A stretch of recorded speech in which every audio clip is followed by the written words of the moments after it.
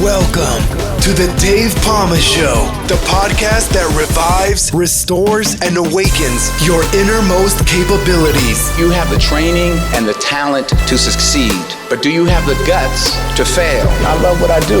When you love what you do, you want to be the best at it. Today is about the power of you. You will change the world. Find your path to success through the journey of those who have succeeded. And now, your host, Dave Palmer.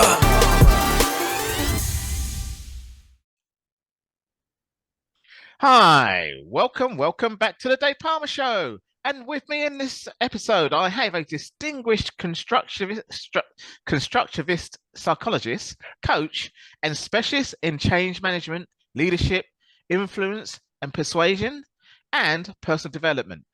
John Fisher, welcome to the Dave Palmer Show. Thank you, Dave. Thank you for having me, and it's a pleasure to be here. Pleasure to have you here, John. Pleasure to have you here. And obviously, having someone, as you know, the very few people I have from UK on here, it is mostly a US-led guest show. But yeah, the population's bigger, so I suppose the ratio is about right. The ratio is about right, really. We'll set the balance a bit better with a Yorkshireman on. We're equal to a few dozen from everywhere else. And I hope you excuse my mild London accent as well. So you're forgiven for being southerner. Yeah. Right, okay, well, soft southerners or whatever you call us. Anyway, all jokes aside, let's find out more about what you do, John. You're a psychologist and coach. Obviously I've left the fire brigade, but I got into a bit of coaching, mainly because I used to do athletics first and while I was in the fire brigade, but then there was some coaching and mentoring in the fire service. And as you can imagine, there's a lot of psychology going on anyway, and organisational psychologists in there and everything. So I got more sucked into that, especially with my own experience and what's going on now in the fire service as well. So I did a bit of resilience coaching on top of fitness coaching, life coaching, and things like that. So that's more niched for me, really, you know. And well needed, I think, in the fire service as well. A friend of mine who's ex-fire service is a coach and working back into it.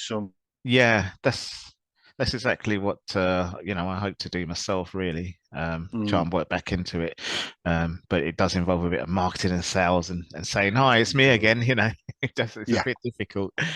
It's probably more easier from your end what you're doing, really. But tell us more. In some ways. No, I was going to say. So, you say what you're going to say because it's you're the guests. I was just going to say, in some ways it is, and in other ways it isn't, because you can do a niche marketing and you can go and then through, is it Saint Asaph, the old to every other one, whereas when you're working with businesses and different businesses, it's almost starting afresh with every business till you've built up that trust and that respect. Yeah, that's true. Where you go in automatically with that credibility. Yeah. It's different angles for different people, like horses for courses kind of thing, really. So tell us that. Yeah, tell us more about what you do then. I'm very interested in the Fisher curve, which obviously your surname's Fisher. I really am interested in that, actually. That does make a lot of sense to me. So, and then of course your general sort of management and business coaching and communication, etc. that you do as well. Tell us about your background first, how you got into it, and then how you developed this Fisher curve. Okay, so I had a varied working career. Apprenticeship in the Royal Air Force on radar and worked on radar, radios, aircraft for a few years, both first line as in changing black boxes on the aeroplanes themselves, and then second line repairing the printed circuit boards and working on lasers. But so like me, then you're used to using headphones and speakers and we're using comms. We call them comms in BA sets, stuff like yeah, that. yeah, Not unusual yeah. then. I sat in a few aeroplane cockpits talking to the conning towers during Yeah. doing radio checks and everything. Yeah, I Yeah, remember those. been I there, remember done those. that. Yeah. Yeah, and yeah, done a bit of marshalling of aeroplanes as well over a couple of tours. So standing there with the old ones doing Yeah. I, the I type of I things. took the driving course. I didn't drive too much, to find because I went sideways with a promotion soon afterwards. But I did it at RAF Stanmore. So we Oh did all yeah, our skid training and everything on the runway while the planes I were bet that landing. was exciting. Well, the firefighters were there, so they do their training there anyway, because the RAF Yeah, firefighters. So we sort of went yeah. in their station, and then we got our own, London Fire Brigade at Stanmore, and we just had an arrangement with them, really. So, Oh, nice. yeah. So skid training and everything while the RAF planes was landing. It was just weird. But anyway, yeah. I think they might have found somewhere else now. One of the places I was, my last tour of duty, I was at a little small RAF enclave on an army base, and we were teaching, or the pilots were teaching the Navy how to fly. So they were doing the Okay. Yeah, basic of course, yeah. Navy flying training, and they were flying Bulldogs, little small two-seater aeroplanes. Right. But because they were all brand new pilots, I'd be stood there on the pan waiting for an aircraft to come in. Yeah. And I suddenly looked behind me, and they snuck round the wrong way, and they were coming round so quick I had to turn round and get them into the right place. So that was interesting. Yeah, well, I mean, that's a very, very important role, and control anything with the word control or whatever, where you're actually directing them or whatever. I remember last year the control actually went out. It wasn't a strike even. It wasn't no labor movement strike. It was the air control system went berserk. And I was on the train at Gatwick with my little daughter, and yeah, it was packed. It was just. I can imagine. Yeah, right. That's scary. That's scary. Yeah, yeah. No, that was the air control for the airplanes, wasn't it? Yeah, I remember it going down last year. It was. They had a glitch, didn't they? A computer. Yeah, it's went down. I remember it. Yeah. And so I mean, you guys are flying. Exactly. You guys, what you do is just as important, isn't it? Really, probably yeah. Pilots. It's scary for pilots when they're landing. Anything else, it's actually a doddle for them, apparently. Yeah. So, yeah, totally. So they're the most dangerous times of any flight is takeoff and landing. Yeah, that's right. Yeah. Once you're up, you're up. Yeah. It's just the coming down and the going up. Yeah, air control. It's just like their crutch taken away from them when it went berserk. Anyway, let's get back to you and your background. So that was your background then, and then what led you into going coaching? And I think I always should have been in coaching. When I first joined as an apprentice, I started to play squash. To have somebody to play against, I taught my friends how to play. Okay. And within 3 or 4 months, they were all hammering me around the court and beating me I have everywhere. played squash a few times in my younger days. Yeah. I got my ribs a few times hurt by the racket handle. Yeah. And had the odd squash ball in the back of the head. I stuck with athletics. I've tried boxing when I was 15. I always went back to athletics. Well, football was all right, but I wasn't good enough really after I left school. So athletics, I was like one of the top in the country, So from my age, that is, not the top, but like top 10, like that from my age, So well, I suppose 100, 200, and long jump were my. Well, that's how I started. Yeah, that's how I started. But I somehow got into 400s and 800s. But that's what happens, really. I found later in life I had asthma, which explained why I never could move up to 400. So 200 was about as far as I could go. I mean, if you knew about it, it would have helped, But probably because you had it and didn't know about it, it's like I didn't know I had dyslexia until I was 40 years old.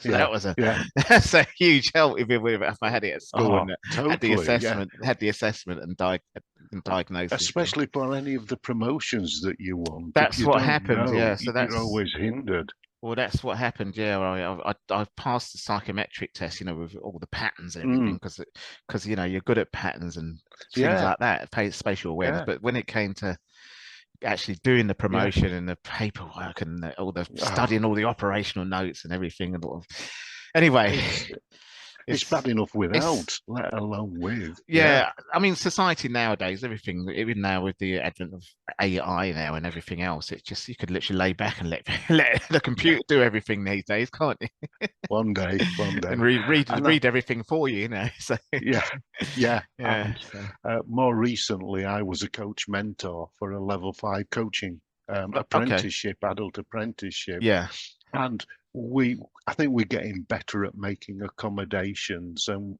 the awarding body with their exams did make accommodations for people and would have a reader for some people who were quite yeah, on the ends of the various neurodivergent things. yeah. So I think we're getting so much better, but there's so many people like you getting diagnosed in Yeah, that's midlife right. with Exactly. There everything is. Yeah. neurodivergent. So I think we're sharpening up on that. And It's I getting, suppose yeah.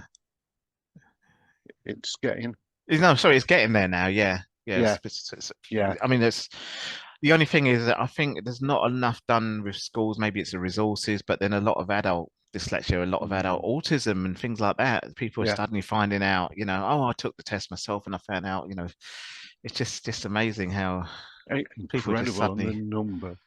mm, Yeah. And I suppose that's part of the wider thing that we do as psychologists and as constructivist psychologists. It's about understanding people and where they come from, and understanding what meaning they make of things. So whereas if you look at things like Freud and psychoanalysis, yeah, what happens a lot of the time there is the coach or the psychotherapist basically tells you what they think of what you think. yeah, Whereas from a constructivist perspective, I want you to tell me what you think, and that's where I then work with. And it's about speaking and understanding your language and how you use right. I see. Yeah, the things that I've done has involved really internal and external customer relationships, team building internally, but also working with customers, suppliers, and the in-house team to help them understand the other party's perspectives. So it's getting them to share what they mean by the words that they're using and helping them understand how to get on with each other more effectively. yeah, And it's almost, if the teams can speak a shared language, they can work better than if they don't, and it prevents conflict and loggerheads. I think it was Deming, the man who was one of the key players in systems operations, process engineering, time and management. And there is a quality award named after him, the Deming Award. I think it was him who talked about 90% of failures in quality are actually failures in communication. And when you think about that, it's quite scary. yeah. The fact that we don't communicate effectively enough in a business sense that causes so much more work and so much more conflict. Yeah, no, I mean, communication is a key thing. I mean, as long as that shared language is obviously appropriate language. Well, yeah, You can definitely. imagine in sometimes the culture, sometimes of, and not just a fire service, any kind It more, isn't. the more boisterous the culture is in the front line, the more you're going to get that. And it's military, obviously, Yeah, it's just the same, So it's just, I was just doing a development day for a company I worked for, a training, interpersonal skills training. And one of the people on the course was an ex-miner who'd oh, right, okay. retrained and spent the whole time effing and jeffing throughout, just naturally. I'm not sure they realised they were doing it. Yeah. And then at lunchtime, my boss, who was female, came in to join us for lunch, and he never swore once. Yeah. And as soon as she walked out, it was back effing and jeffing again. And there were half a dozen females on the course. It was the team he worked in. Yeah. So they'd obviously got in a culture as a team where none of the other females batted an eyelid at this and just put it down. So yeah, some cultures are do take a while to get past and round. Yeah. And I think maybe you talked about my curve a minute ago, and maybe that's a little into the curve in some ways, because the curve's about people's emotional journey through change, about how they perceive the change, what they think's going to happen, and then the impact on their sense of identity as to going through that change. Yeah. And then hopefully being able to make accommodations, be able to make improvements, and to get through it positively. Yeah. And I mean, I'd like you to talk the audience through that. I'm obviously sharing the screen or anything in terms of if anyone's watching YouTube, and obviously a lot of this is on audio, so they can actually find your curve on your website, can't they? They can, yeah. It's c2d.co.uk, so charlie2delta.co.uk. So talk us through it. It's really, really a fascinating curve, actually, for transition of change. Yeah, it formally is called the process of transition, but everybody seems to refer to it the Fisher curve. As the Fisher curve. And a friend of mine who's also a consultant, she regularly tells me she was in a company and saw somebody had the Fisher curve on their desk, and then she always has a grin to herself when she sees it around. So it actually came about because for a while I was a volunteer counsellor for an alcohol abuse agency. Oh, counselling. I was right. Okay, not politics counsellor. Not politics. No, because some I've got a couple of colleagues that are counsellors now. You know, after either say politics one. You know. So. No. I'll let them stick to that. They've got no competition from me. No. But I found people would come have a really good engaging session, go away on a high, having made a few commitments, and not come back the following week despite having made an appointment. And you go through the imposter syndrome, you know, it's me, I'm rubbish, and all the rest. Then I found everybody else. That started me thinking about why have they not come, what's done it. And I think one of the key points for me are the moments that made the change into creating the curve was I was in the reception area waiting for somebody I was seeing, and somebody else was waiting to go in to a family session, and they said to me, "Oh, my sister came to see you, thought you were brilliant, really enjoyed the session, got a lot out of it." And I'm sort of saying, "Oh, thank you, that's nice. How's she doing now?" And I'm thinking, if it was that good, why end the following session type? And I started thinking, to change your life, you've got to change your life. So it means people you used to know, especially from an alcohol perspective, you've got to almost totally change your whole environment because people collude. And that started getting me thinking about the walk away on the high, the cold light of day comes in, and I start thinking about, but I like this, I like that, I like them. What will I do? I'll be lonely, I'll have nobody, where's my support, and all these things that started having that. Elizabeth Kubler-Ross's realize that any change is a loss, and you do lose something as part of that change. So that got me thinking about the implications of what Kubler-Ross was doing about the denial, the bargaining, and all the rest of it.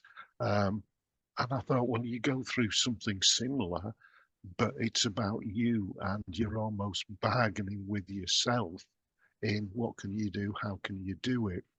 So I took the sine wave, the SI, and people initially, bit of anxiousness, bit of anxiety around what will happen when the change happens, how will they cope and everything, to almost then a little feeling of relief that something's happening. You can stop worrying now because it's happening. And then that's sort of taking us to the top of the curve. And then as we come down the curve, we go through fear and threat, which is around the scale of the impact. So it's as you go down, it's more and more of an impact, a bigger impact on you, your sense of identity in whatever that change is, till you get sort of to start feeling guilty about not being better, not seeing it coming, not being able to adapt or adjust around. Yeah. Depression, but was quite rightly pointed out that I wasn't talking about clinical depression here. I was talking more about the common usage of the word depression, and since changed it to confusion, because I think that's the best word I've found since then, that sort of explain that I just don't know what to do, I don't know where to go, I don't know how to do anything, and I'm just lost and floundering. And that downwards on the curve is quite a emotionally intense and laden experience, where I started realizing that in the initial stages of the downward, people tend to be angry at whoever's making them change, and they tend to be angry at the other, be it the organization, a person, their team leader, whatever.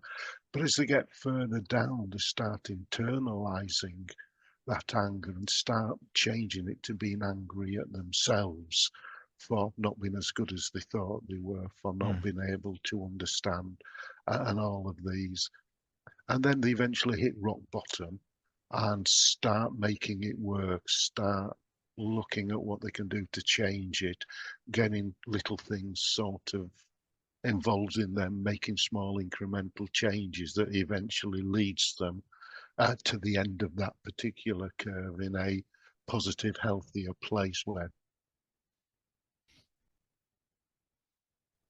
and we're under all these curves all of the time in different ways, different stages. And at one level, psychologically, we are both on a curve about this podcast. You, because it's rare that you have somebody from the UK on, and you're wondering how it'll go, somebody new, how will it go, will we, ... So you're going through that journey to a greater or shallower curve point, as I'm doing it as well, of course, from my side of the camera, in how will this go? Will I show myself up? Will I do a good job? Will the audience understand where I'm coming from and everything? So we're all at the same time. But what I also realized, partly from personal experience, or unhealthy, and up at the top of it there's denial, which is just the head in the sand. I'm ignoring the change, and if I ignore it, it'll go away and I won't need to at the bottom, from guilt, there's sort of a little track coming off that I've called hostility, in an aggressive sense. The fight against the change, the fight against the need to change. And the only difference really between the denial and the hostility is energy. The hostile phase expands a lot of energy in fighting and railing against the moon, whereas the denial expands no energy in it and just hide and hopefully it'll be okay. Then in between there, I sort of realized that I've done it a couple of times, And I've got to a point in some jobs where I felt they were toxic, where I've decided to go. And I've decided to leave that job because I'm not prepared to compromise my values, my beliefs to fit in with somebody else's pressure. Ones a couple of years after I first created the curve that really brought this one to life. Yeah. I was in one company that had a value of accepting mistakes, allowing people to make mistakes and giving them the freedom to try it if they felt it was right, as long as they learned from them.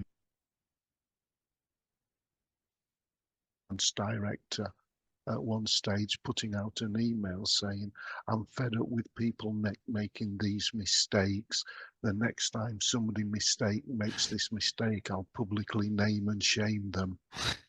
And you think, hang on a minute, what's this? We've got that to do what we think's right. Yeah, I suppose the rot with that one. I suppose he felt under pressure, didn't he, or she? I don't know. I would assume so. Yeah. Yeah. Yeah. They probably did. But then it goes against the company values, what they're doing is around that, which maybe gives them some excuse.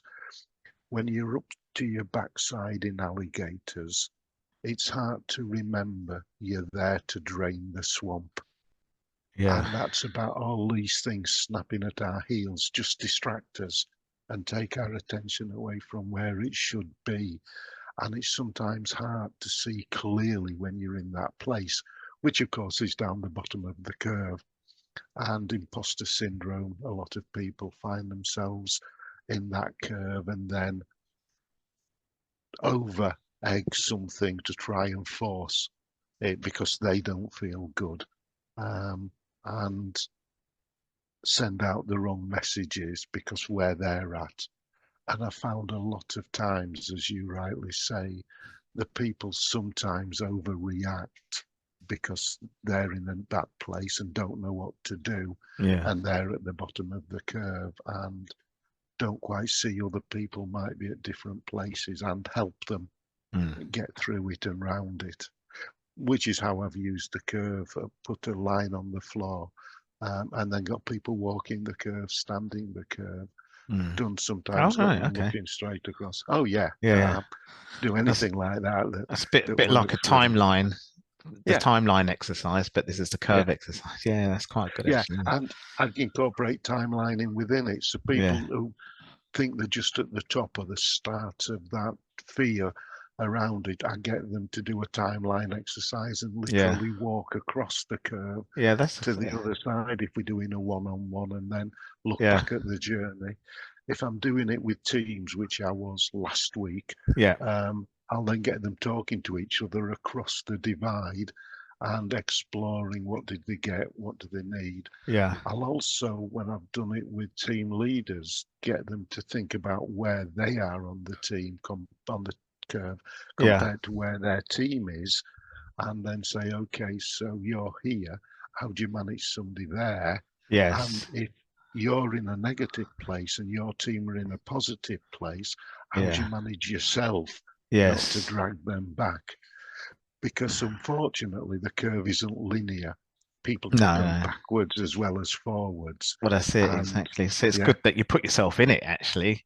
And you can see the progress, can't you? And see the goals where you're going and you're heading and that sort of, so you can manage it, quite well. Yeah, very much That's so. a very good idea.